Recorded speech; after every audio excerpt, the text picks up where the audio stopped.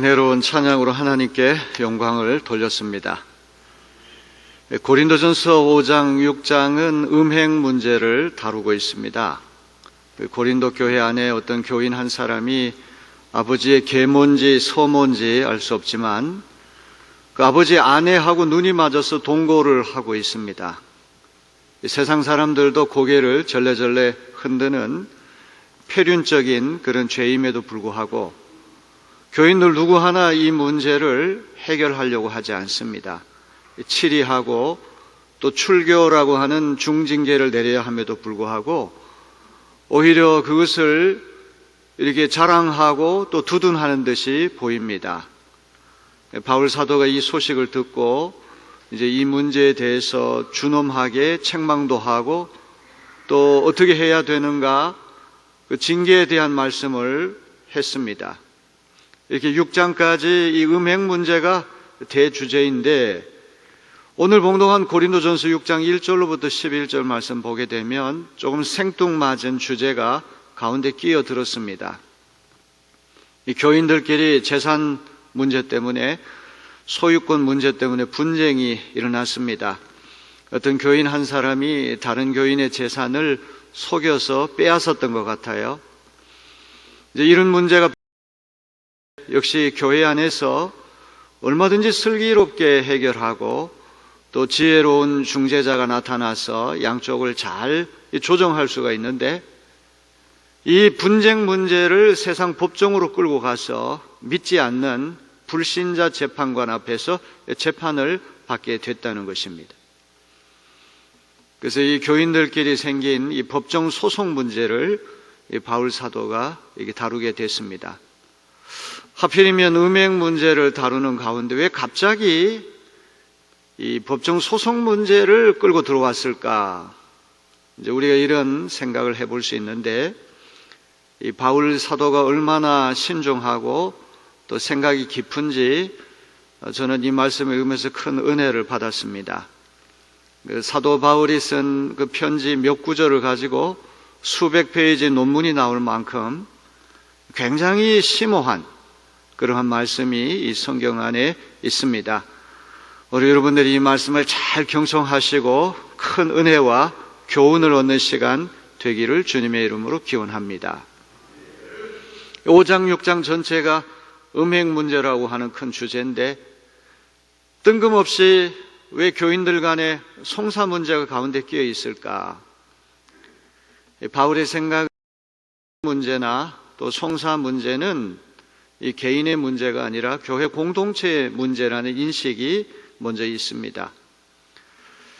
고린도전서 12장으로 넘어가면 그 유명한 한 몸과 다양한 지체의 비유가 나오죠. 우리 몸은 하나지만 이 몸을 이루고 있는 지체는 다양합니다. 코도 있고 눈도 있고 입도 있고 귀도 있고 폐도 있고 간도 있고 수많은 지체들이 우리의 한 몸을 이루고 있습니다. 교회도 그리스도 예수의 한 몸이지만 이 교회를 구성하고 있는 지체들은 다양합니다. 어떤 사람은 입의 역할, 어떤 사람은 눈의 역할, 어떤 사람은 코의 역할, 어떤 사람은 폐의 역할, 심장의 역할, 어느 것 하나도 소중하지 않은 것이 없어요. 손이 식사할 때마다 수고해서 음식을 입에다가 또 먹여줍니다. 어느 날 손이 기분이 나빠요. 왜 나만 밤낮 이렇게 고생하고 너는 받아 처먹기만 하냐? 이렇게 이야기를 한다면 그건 잘못된 거예요. 손이 수고를 해서 음식을 입안에다 넣어주면 그것은 입만 좋은 것이 아니라 손도 좋아지는 것입니다. 왜냐하면 손이 해야 할 기능과 입이 해야 할 기능이 각각 다르지만 그것은 한 몸을 건강하게 유지하는 데 다 필요하다는 것입니다. 음행을 저지른 교인에 대해서도 바울이 준엄하게 책망을 하지만 사도 바울이 얼마나 신중한지 그 개인의 일탈, 개인을 책망하는 데 그치는 것이 아니라 항상 공동체를 겨냥하고 있어요. 너희들이 왜 그러한 중대한 범죄를 보고서도 수수방관하느냐? 너희가 그리스도의 거룩하고 순결한 공동체라고 하는 걸 잊었느냐? 세상 사람들도 이상하게 여기는 그러한 일을 왜 교회에서 침묵하고 있느냐? 합계 그것을 징계해야 된다, 이런 이야기를 합니다. 자, 이 법정 소송 문제도 똑같은 맥락이에요.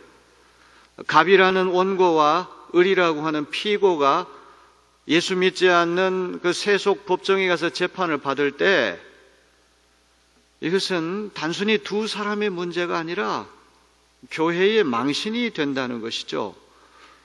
이 거룩하고 순결한 그리스도의 신부된 몸이 이 일로 인해서 상처를 받게 된다는 거예요.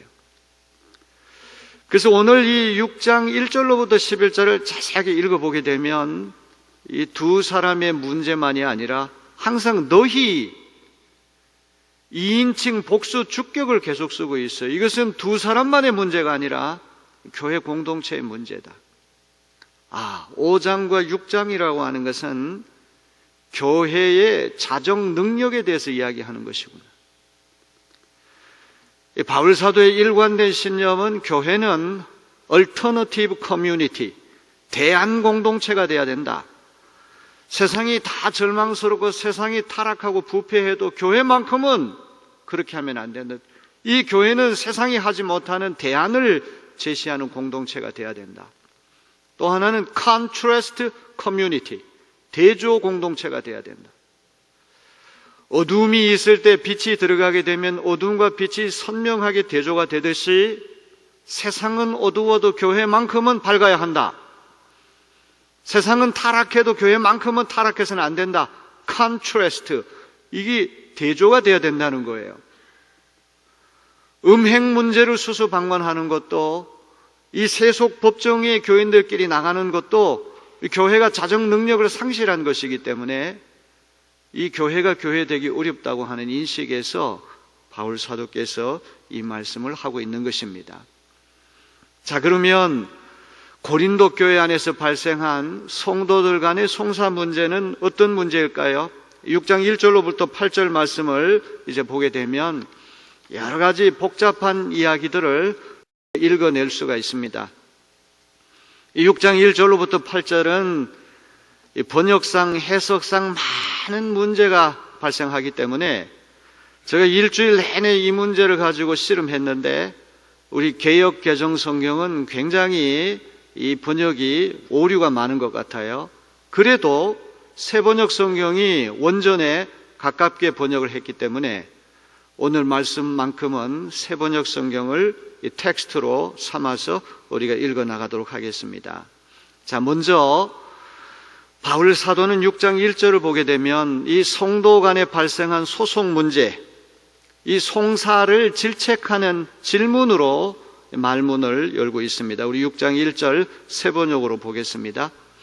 여러분 가운데서 어떤 사람이 다른 사람과 소송할 일이 있을 경우에 성도들 앞에서 해결하려 하지 않고 불의한 자들 앞에 가서 재판을 받으려 한다고 하니 그럴 수 있습니까? 6장 1절로부터 8절 원문을 보게 되면 거의 다 질문하는 식으로 이 문장이 구성이 되어 있어요. 우리 개역기정은 물음표도 없고 그렇기 때문에 뭐가 질문이고 뭐가 평서문인지 전혀 알 수 없게 되어 있는데 원문을 보면 질문하는 형식으로 되어 있어요. 고린도 교인들 여러분 가운데 어떤 교인 한 사람이 다른 교인과 소송할 일이 발생했는데 왜 그것을 성도들 하기오이, 굉장히 중요한 말이에요. 한국 교회는 이상하게 성도 그러면 집사 권사 되기 전에 그냥 초신자를 그렇게 생각해요. 계급주의적으로 생각을 해서 성도 그러면 집사 권사 장로 목사보다 맨 밑에 있는 그러한 사람을 성도 이렇게 생각하는데 그거는 잘못된 생각이에요. 세상에 많은 말이 있지만 성도보다 아름다운 말은 없어요. 우리가 세상에 불의한 삶을 살다가 예수께서 우리를 불러주셔서 거룩한 성자, 사실 성도라는 말은 세인트, 성자라고 하는 말, 거룩한 사람이 되었다고 하는 것은 이건 얼마나 영광스러운 특권이겠습니까? 목사도 목사이기 전에 성도고, 장로님도 장로님이기 전에 성도고, 권사님도 권사님이기 전에 성도다. 어떻게 보면 우리가 세상을 떠난 다음에 비석에 아무개 목사, 아무개 권사 이런 어떤 것이 붙는 것보다는 성도라고 하는 이름이 가장 귀한 이름인데, 가장 귀한 이름은 가장 천시를 받고 이상하게 그냥 직능의 이름이 교회에 더 중요한 것처럼 인식되는 것은 굉장한 오류입니다. 우리 내립교회부터 이런 오류를 바로 시정해 나가는 그런 교회가 되어야 할 것입니다. 항상 여러분은 성도가 되었다는 것을 자랑스럽게 생각해야 할 것입니다. 갑이라고 하는 사람과 을이라고 하는 사람이 양자 교인 간의 재산권 문제가 발생했을 이것을 왜 성도들 앞에, 거룩한 성자들 앞에서 해결하려 하지 않고 불의한 자, 여기 불의한 자는 도덕적으로 법률적으로 불의하다는 것이 아니에요. 여기 불의한 자들, 아디코이라고 하는 이 말은 예수 믿지 않고 하나님 모르는 사람, 불신자를 이야기하는 거예요. 왜 이런 문제가 발생했을 때 교회 안에서 은혜롭게 해결하지 못하고 믿지 않는 세상 법정에 나가가지고 불신자 재판관 앞에서 재판을 받아서 해결하려고 하느냐, 이것을 책망하는 식으로 말문을 열고 있습니다. 자, 송사 내용이 어떤 내용인지는 7절, 8절을 근거로 해서 우리가 어느 정도 추정해 볼 수가 있습니다. 자, 이 7절은 원고에게 주는 충고예요. 이 원고는 피해자가 되겠죠. 재산의 손실을 입은 교인 원고에게 주는 말씀이 7절이고, 8절은 피고에게 주는 말씀이, 가해자에게 주는 말씀이에요. 자, 우리 7절부터 먼저 살펴볼까요? 먼저 피해를 당한 교인에게 바울이 무슨 얘기를 합니까? 왜 차라리 불의를 당해주지 못합니까? 왜 차라리 속아주지 못합니까? 이 말씀을 읽을 때 예수님이 빌라도 앞에서 심판받은, 재판받은 이야기가 생각이 나요. 한 점 흠이 없고 한 점 죄가 없으신 예수께서 불신자, 불의한 재판관인 빌라도 앞에서 재판을 받을 때에도 불의를 당해주시고 그냥 속아 넘어가지 않았습니까? 예수님의 비보복 원수사랑의 원리를 바울 사도께서 말씀하는구나. 교인들끼리 발생한 문제를 가지고 세상 법정에 나가서 예수 믿지 않는 불신자 앞에서 우리 문제 해결해 주십시오, 판단해 주십시오, 그렇게 수치를 당하느니 원고, 피해자 당신은 왜 차라리 불의를 그냥 당해주고 왜 차라리 속아 넘어가지 않았습니까? 불의를 당하고 속아 넘어가는 편이 세속 법정에 나가서 불신자 재판관 앞에서 심판을 당하는 것보다 몇백 배 더 낫지 않느냐, 이런 이야기를 여기서 하고 있어요. 자, 8절은 이 문제가 민사소송이라고 하는 것을 암시하는 대단히 중요한 말씀입니다. 우리 8절은 이 피고 가해자에게 주는 질책이에요. 그런데 도리어 여러분 자신이 불의를 행하고 속여 빼앗고 있으며 그것도 신도들에게 그런 짓을 하고 있습니다. 여기 불의를 행하고 속여 빼앗는다고 하는 이 말에서 무슨 재산을 사기를 치든지 속여서 빼앗았구나, 이렇게 추정해 볼 수가 있어요. 세상 바깥에 있는 사람하고 분쟁이 생긴 것이 아니고 교인들끼리 분쟁이 생겼어요. 소유권 문제, 재산권 문제 때문에 다툼이 생겼어요. 왜 그것을 속여 빼앗았느냐? 그것도 다른 사람이 아닌 왜 교인들에게 이런 민망스러운 일을 하느냐? 민사소송이 걸렸다고 하는 것입니다. 자, 송사 문제를 세속 법정으로 끌고 가서 예수 믿지 않는 불신자 재판관 앞에서 판결을 해달라. 이제 이것이 바울 사도는 교회 공동체에 굉장히 치명적인 상처를 주는 것이라고 하는 그런 생각을 갖는 거예요. 음행 문제에 있어서도 어떤 사람이 그 아버지의 아내 계모나 소모나 알 수 없지만 그것도 한 번 관계를 갖는 것, 지속적으로 성관계를 가지면서 동거 생활을 하는데 교인들이 그것을 오히려 뻐기고 자랑스럽게 생각하고 누구 하나도 거기에 대해서 죄라는 인식을 갖지 못한다면 세상 사람들도 손가락질 하는데 교회가 그렇게 해서는 될 것이냐? 바울 사도는 이 당사자에게만 질책하는 것이 아니라 공동체 전체를 향한다고 하는 것. 이 고린도전서, 고린도후서는 초지일관 교회론을 우리에게 보여주는 거예요. 오늘처럼 개인주의가 만연한 시대에 이 교회의 공동체성을 회복하는 것보다 더 중요한 것은 없는 줄로 믿습니다. 아니, 우리 내리교회뿐만 아니라 지구상에 있는 모든 교회들이 유기적으로 연결됐다고 하는 인식이 없어요. 서울에 있는 어떤 교회의 아픔은 그 교회만의 아픔이 아니라 교회 공동체 전체의 아픔이라고 하는 인식이 있어야 되는데 우리는 강 건너 불구경하듯이 우리와는 아무 상관없다는 그런 태도를 취할 때가 얼마나 많습니까? 어떤 교회가 잘하면 그 잘한 것은 그 교회만의 영광이 아니라 지구상에 있는 모든 교회가 다 영광을 받게 되는 것이고, 어떤 교회가 수치를 당하는 것은 그 교회만의 수치가 아니라 우리 모두의 수치가 된다고 하는 이 공동체 정신을 우리는 회복하는 내리교인들이 되어야 할 줄로 믿습니다. 교인들 사이에 일어난 송사 문제의 이 소송건을 자체적으로 해결하지 못하고 자정 능력을 상실하고 바깥으로 끌고 간 것에 대해서 이 7절 전반부 말씀 대단히 중요한 말씀, 너무너무 귀한 말씀이기 때문에 정신을 똑바로 차리고 우리 7절 전반부 말씀 우리 한 마음 한 목소리를 한번 읽어볼까요? 여러분이 서로 소송을 제기하는 것부터가 벌써 여러분의 실패를 뜻합니다. 개역개정에는 뚜렷한 허물이라고 되어 있는데 이 번역이 잘못됐어요. 실패, 패배라고 하는 말이 정확한 말이에요. 이 실패라고 하는 말은 헬라 말로 헤테마라고 하는 말인데 우리 한번 따라해 볼까요? 헤테마. 굉장히 중요한 말이에요.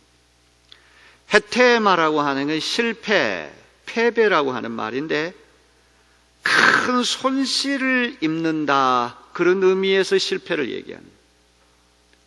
그냥 뭐 하다가 좌절되고 잘못되는 것이 아니라 엄청난 상처, 엄청난 손해를 입는다는 의미에서 실패, 대실패, 대패배를 바로 이 헤테마라고 하는 말이 갖고 있어요. 헬라 원어를 보니까 이 헤테마라고 하는 실패 앞에 부사가 하나 따라 붙는데 홀로스라는 말, 홀이라고 하면 총체적인, 전체적인, 모조리, 이게 앞에 나와 있어요. 모조리 실패했다는 거예요. 전면적인 실패란 말이에요. 총체적인 패배다. 그럼 무엇이 전면적인 실패고 무엇이 총체적인 패배입니까? 개역개정을 보니까 너희가 피차 고발하는 것 이렇게 되어 있고, 새 번역은 여러분이 소송을 제기하는 것 이렇게 번역했어요. 새 번역이 번역한 대로 여러분이 소송을 제기하는 것 자체가 대실패입니다. 총체적인 패배입니다. 이 이야기. 소송이라고 하는 말은 헬라 말로 크리마타라고 하는 말인데, 크리마타는 소송 그 자체를 말합니다. 교회 안에서 이런 문제를 슬기로운 중재자가 나타나가지고 이것을 슬기롭게 잘 해결해줘야 되는데 이게 안 되니까 두 사람이 바깥으로 끌고 가서 불신자 재판관 앞에서 이 문제 해결해 주십시오. 이 소송을 제기하는 것 자체가 헤테마, 그냥 헤테마가 아니라 홀로스, 총체적인 패배고 전면적인 실패라고 하는 것을 바울 사도가 말씀합니다. 원고든 비고든 법정에 가서 누가 승소를 하든지 간에 누가 승소하는가, 그게 중요한 것이 아니에요. 세상 사람들은 교회 안에서 어떤 이런 있어야 해결돼야 할 문제가 세상 법정으로 나가가지고 진흙탕 싸움이 될 때 누가 이기느냐, 누가 승소하느냐, 누가 패소하느냐, 거기에 관심을 갖는 게 아니에요. 뭐라고 생각하겠습니까? 야, 교인들도 우리와 똑같구나. 저런 재산권 문제가 생기니까 서로 이겨먹겠다고 저렇게 진흙탕 싸움을 벌이는 거 우리하고 조금도 다를 바가 없구나. 교회는 뭔가 세상과 다른 줄 알았는데 세상과 조금 더 다를 바 없다는 생각을 하니까 이런 세속 법정의 소송을 제기하는 것 자체가 해태마, 그냥 해태마가 아니에요. 총체적인 해태마, 전면적인 해태마. 바울 사도는 이런 이야기를 하고 있는 것입니다. 음행 문제도 마찬가지고 이 소송 문제도 마찬가지고 교회가 왜 이거 하나 해결할 만한 자정 능력을 갖추지 못했느냐. 얼마나 바울 사도가 정밀하고도 정교한 논리를 구사하는지 임의라고 하는 말, 에데라고 하는 말을 여기 덧붙여요. 재판관이 누구 손을 들어주기 전에 이미 소송을 제기한 것 자체가 전면적인 실패고 총체적인 패배다. 이런 진단을 하고 있는 것입니다. 저는 우리의 이 말씀을 읽을 때 단순히 이것이 해태마, 패배다, 실패다, 이것이 중요한 것이 아니에요. 어떤 신학적인 근거로 교인 간의 법정 소송이 실패라고 바울은 생각하는 것입니까? 자, 이 너무나 중요한 것입니다. 첫째는 종말론적인 시각에서 이 문제를 접근하는 것이고, 두 번째는 예수께서 십자가에서 보여주신 비보복 원수사랑의 원리를 가지고 이 문제를 접근하고 있습니다. 자, 우리 2절, 3절 말씀을 세번역 성경으로 다 같이 볼까요? 성도들이 세상을 심판하리라는 것을 여러분은 알지 못합니까? 세상이 여러분에게 심판을 받겠거늘 여러분이 아주 작은 사건 하나를 심판할 자격이 없겠습니까? 우리가 천사들도 심판하리라는 것을 알지 못합니까? 그러한데 하물며 이 세상 일이야 말할 나위가 있겠습니까? 지난주에 우리가 말씀을 들을 때 바울 사도께서 세상에서 일어나는 악행에 대해서는 교회가 이게 판단하기 어렵다, 심판하기 어렵다. 당장은 도덕적인 판단, 법률적인 판단, 치리하고 징치하는 일을 어떻게 교회가 세상 일에 뛰어들 수가 있겠습니까? 그것은 장차 하나님이 하실 일이다, 그렇게 했는데 여기 보면 성도가 세상을 심판한다는 말이 나오니 이게 모순된 얘기가 아니냐? 천만의 만만의 말씀이에요.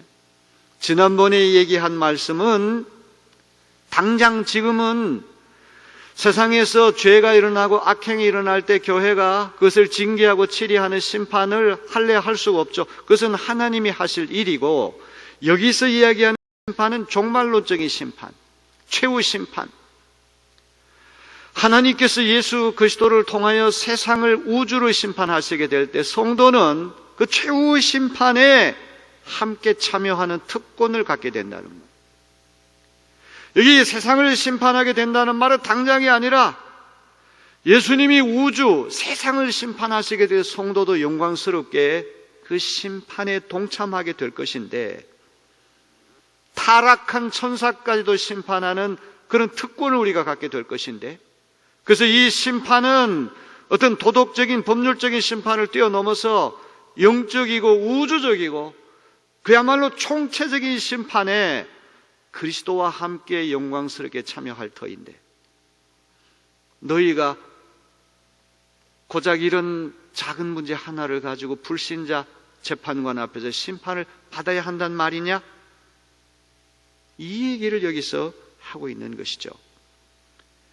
자, 성도가 최후 심판의 날에, 종말의 날에 그리스도 예수와 함께 심판에 참여한다고 하는 말씀, 구약 성경과 신약 성경에 나옵니다. 이 다니엘서 7장 18절을 볼까요? 지극히 높으신 이의 성도들이 나라를 얻으리니 그 누림이 영원하고 영원하고 영원하리라. 마태복음 19장 28절입니다. 예수께서 이르시되 내가 진실로 너희에게 이르노니 세상이 새롭게 되어 인자가 자기 영광의 보좌에 앉을 때에 나를 따르는 너희도 12보좌에 앉아 이스라엘 12지파를 심판하리라. 누가복음 22장 30절 너희로 내 나라에 있어 내 상에서 먹고 마시며 또는 보좌에 앉아 이스라엘 12지파를 다스리게 하려 하노라. 계시록 3장 21절 이기는 그에게는 내가 내 보좌에 함께 앉게 하여 주기를 내가 이기고 아버지 보좌에 함께 앉은 것과 같이 하리라. 성도라고 하는 말과 불의한 자라고 하는 말이 대조돼요. 성도는 예수 믿고 거룩해진 이고, 불의한 자는 예수 믿지 않고 여전히 세상의 죄 속에 있는 자인데, 예수님과 더불어 최후 심판의 자리에 앉게 될 우리가 세상에 하찮은 일 이거 하나 가지고 불의한, 믿지 않는 재판관 앞에서 심판당하는 것이 이게 가당한 일이냐? 이런 반문을 하고 있는 것입니다. 제가 너무나 중요한 말씀이고 오늘 우리 감리 교단에서 일어나는 문제와도 직결되기 때문에 솔직하게 말씀드립니다. 일주일 내내 이 문제를 가지고 제가 씨름을 해봤어요. 근데 바울 사도의 마음을 어느 정도 이해할 수 있게 됐어요. 바울 사도는 현실주의자거든요. 교회가 안에서 발생한 문제를 스스로 해결해 보려고 모든 수단, 방법을 강구해 봤는데 안 되면 마지막 최후의 수단으로 세속 법정으로 나갈 수 있겠죠. 왜냐하면 바울 사도도 재판관 앞에서 심판받은 적이 있기 때문에, 예수님도 마찬가지고 최후의 수단으로 교회 안에서 해결되지 않으면 바깥으로 뛰쳐나가서 불신자 판사 앞에서 재판받는 날이 있으리라는 걸 바울이 모를 리가 만무해요. 그러기에 바울 사도의 초점은 공동체를 겨냥하고 있어요. 갑이라는 원고, 을이라고 하는 피고, 이 두 당사자의 어떤 법정 소송, 이 문제에서부터 이런 문제 하나 너희들 스스로 해결할 수 있는 자정 능력이 없느냐? 시종일관 공동체를 겨냥하고 있다고 하는 것이 주목할 만합니다. 세상 종말의 날에 타락한 천사까지 심판하는 그 스케일이, 규모가 어마어마한 엄청난 심판에 참여할 대단한 특권과 영광을 가진 너희 교인들이 고작 이런 세상사 재산권 분쟁이라고 하는 이 문제 하나 때문에 믿지 않는 재판관 앞에 가서 망신을 당하고 세상 사람들에게 조롱을 당한다니 그게 말이 되느냐? 이것이 바울이 얘기하려고 하는 거예요. 자, 우리 2절, 3절을 다시 한번 봅니다. 여러분이 아주 작은 사건 하나를 심판할 자격이 없겠습니까? 예수님과 더불어서 최후 심판의 날에 타락한 천사까지 심판하고 세상의 죄악에 대해서 도덕적인, 법률적인, 영적인, 전면적인 심판의 자리에 참여하게 될 너희들이 교회 안에서 일어나는 이 작은 사건 하나를 심판할 그런 자격이나 능력이 없단 말인가? 그러한데 하물며 이 세상 일이야 말할 나위가 있겠습니까? 자, 이제 4절, 5절은 이 바울 사도는 수사학을 공부했기 때문에 이 고린도전서, 고린도후서에 자주 등장하는 수사법이 있어요. 풍자, 역설, 반어. 풍자의 반어라고 하는 것은 비꼬는 거죠. 못난 사람한테 야 참 너 잘났어 뭐 이런 거죠. 반대로 얘기해가지고 속내를 전달하는 방법인데, 자, 이 4절 5절 한번 볼까요? 그러니 여러분에게 일상의 일과 관련해서 송사가 있을 경우에 교회에서 멸시하는 바깥 사람들을 재판관으로 앉히겠습니까? 나는 여러분을 부끄럽게 하려고 이 말을 합니다. 여러분 가운데는 신도 사이에서 생기는 문제를 해결해 줄 만큼 지혜로운 사람이 하나도 없단 말입니까? 여기 일상의 일이라고 하는 말, 일상의 일이라고 하는 말, 비오티카라고 하는 말인데, 이 비오티카라고 하는 말은 날마다 벌어지는, 사람이 살다 보면은 뭐 별의별 일들이 다 일어나서 생활에서 늘상 일어날 수 있는 문제, 재산권 다툼, 무슨 명예훼손, 별 문제들이 다 일어날 수 있는 이런 문과 관련 송사가 있을 경우에 교회에서 멸시하는 바깥 사람들, 믿지 않는 사람들, 불신자를 재판관으로 앉히려고 합니까? 나는 여러분을 부끄럽게 하려고 이 말을 합니다. 좀 수치심을 느끼십시오. 왜 이 문제를 여러분 스스로 해결하지 못하고 세상이 믿지 않는 불신자 앞에 가서 교회 망신을 당하려고 합니까? 여러분 부끄럽게 하려고 이 말을 합니다. 여러분 가운데는, 이 말이 중요해요. 여러분 가운데는, 교인들 가운데는 신도 사이에 생기는 문제를 해결해 줄 만큼 지혜로운 사람이 하나도 없단 말입니까? 지금까지 읽어본 말씀이면 고린도 교인들이 지혜롭다고 착각해가지고 세상에서 자기가 최고로 지혜롭다고 자랑하고 교만했다는, 이 교만이라고 하는 말이 풍선에 바람이 잔뜩 들어가가지고 막 부풀어 올라서 언제 터질지 모르는 상태가, 사람이 교만해지면은 풍선에 바람이 가득 차가지고 한껏 부풀어 올라서 언제 터질지 모르는 상태까지 간답니다. 그렇게 잘난 척을 하는 너희들 가운데, 신도들 가운데 생긴 이 분쟁 하나 조정하고 중재해 줄 그런 현명한 사람 하나 없단 말이냐? 이 얼마나 비꼬는 겁니까? 이 얼마나 빈정거리는 것입니까? 그렇게 잘났다 그러더니 이런 문제 해결할 만한 그런 슬기로운 중재자, 현명한 조정자, 그런 사람 하나 없단 말이냐?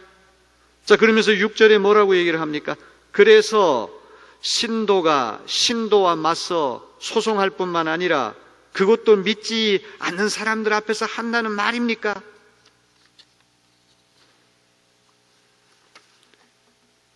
자, 바울 사도는 이 문제를 종말론적인 시각으로 접근한다는 거 중요해요. 우리가 세상 최후의 날에 예수님과 더불어 세상을 전면적으로 심판하는 영광의 특권을 우리가 누리게 될 텐데, 지금 너희가 고작 이 세상에서 일어나는 일상적인 일 문제 하나 때문에 세상에 믿지 않는 사람들에게 너희가 심판을 당한다? 그렇게 해서는 되겠느냐? 너희 교회 그렇게 잘났다고, 지혜롭다고, 똑똑하다고, 현명하다고, 풍선에 바람이 들어가서 언제 터질지 모를 것 같이 그렇게 자고하던 너희 중에 이 문제 하나 해결할 만한 슬기로운 사람이 없단 말이냐? 자, 이제 9절로부터 10절 말씀 보게 되면 우리 5장 10절과 11절에 그 악행 목록이라고 하는 그 6가지 악행 목록을 우리가 들었는데, 여기는 10가지를 얘기해요. 그 6가지, 4가지를 더 더해요. 이거는 송사 문제 무슨 관계가 있습니까? 송사가 왜 일어나겠어요? 다 악행 때문에 일어나는 탐욕, 약탈, 도둑질, 중상모략, 다 돈 문제 아니면 말 문제, 뭐 이런 문제 가지고 다 악행 때문에 이 소송이 나기 때문에 이 얘기를 하는 것이죠. 교인들끼리 서로 속여먹고 사기치고 빼앗고 남의 재산에 상처를 주고 이런 것도 다 탐욕 때문에 그런 거 아니에요? 자, 11절은 이제 송사 문제의 결론이에요. 우리 11절을 다 같이 함께 읽어볼까요? 여러분 가운데 이런 사람들이 더러 있었습니다. 그러나 여러분은 주 예수 그리스도의 이름과 우리 하나님의 성령으로 씻겨지고 거룩하게 되고 의롭게 되었습니다. 악행 목록 10가지를 제시한 다음에 여러분 가운데 이런 악행에 물들어 살던 사람들이 더러 있었습니다. 그러나라고 하는 말이 역접부사, 그러나라고는 역접부사가 알라라고 하는 말인데, 지금 우리 성경은 그대로 번역을 안 했어요. 이게 다 다시 번역해야 돼요. 그러나라고 하는 것이 계속 반복돼요. 여러분 가운데는 10가지 악행에 물들어 살던 사람들이 있지만, 그러나 여러분은 씻겨지고, 그러나 거룩하게 되고, 그러나 의롭게 돼. 알라라고 하는 말이 계속해서 나온다, 이 말이. 세상에서 여러분들이 사기치고 남한테 손해 끼치고 아무렇지도 않게 살았는지 모르지만 교회 안에서는 이제 여러분 그러나 씻겨졌다는 말은 세례 얘기하는, 옛사람 물에 들어가서 죽고 물에 나온 새 사람 됐다는, 거룩하게 성화됐다는, 의롭게 됐다, 의화됐다는 말이죠. 세례와 성화와 의화, 3가지, 이게 전부 다 우리 주 예수 그리스도의 이름과 하나님의 성령으로 된 거예요. 내 힘으로 된 것이 아니에요. 다 수동태예요. 내가 잘나서 된 것이 하나님의 선물로 그리스도의 이름으로 성령의 능력으로 씻겨지고 성령의 능력으로 깨끗하게 되고 성령의 능력으로 의롭게 되었으니까 너희들 이제 삶이 좀 달라져야 한다는 그 말이죠.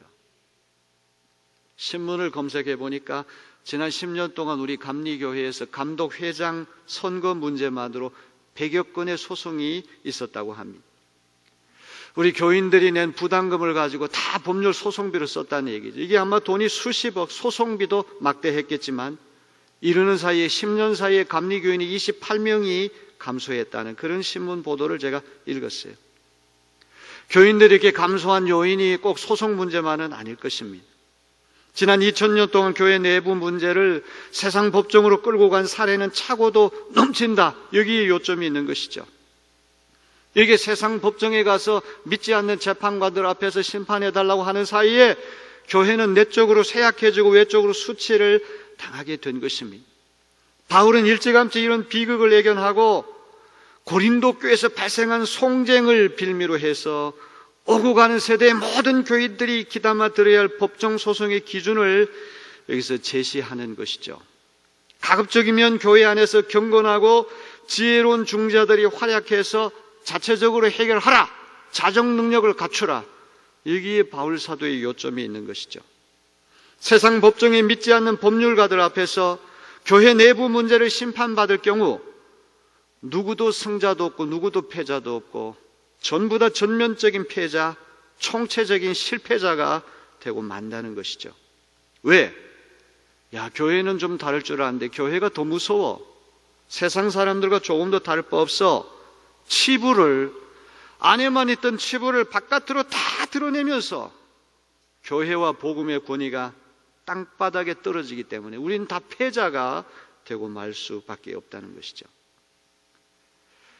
바울이 활동했던 로마 시대의 고린도를 비롯한 대도시에는 소송하기를 좋아하는 인사들이 차고도 넘쳤다고 합니다. 돈과 권력을 가진 사람들이 최고의 수사법, 최고의 웅변수를 총동원해서 법정 다툼을 벌이는 것이 하나의 오락거리가 되었다는 것이죠.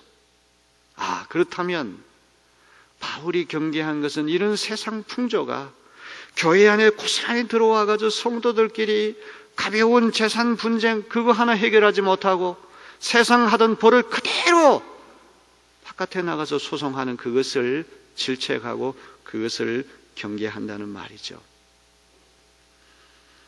교인들끼리 해결할 수 없는 그런 문제가 분명히 있을 거예요. 해도 안 될 때 모든 수단을 강구해 본다면 안 될 때 최후의 수단으로 세속 법정으로 나가는 것은 어떻게 할 도리가 없겠지만 사도께서 가르쳐 주신 원리를 우리 내리교인들은 마음에 잘 새겨듣는 시간 되어지기를 주님의 이름으로 기원합니다. 왜 차라리 속아 넘어가지 그랬어? 예수 믿지 않는 불신자 재판관 앞에 가가지고 망신을 당하고 교회 전체를 수치스럽게 하느니 차라리 속아 넘어가지 그랬어. 예수님 빌라도 앞에서 불의한 심판을 받았지만 속아 넘어가 주신 것처럼 이렇게 하는 편이 송사에 말려들어 내적으로 상처를 입고 외적으로 조롱을 당하는 헤테마 이 대실패를 대패배를 겪는 것보다 더 낫지 않느냐 이 얘기죠. 귀 있는 자는 들을지어다. 오늘 말씀을 잘 새겨듣는 시간 되어지기를 주님의 이름으로 기원합니다. 제가 기도합니다.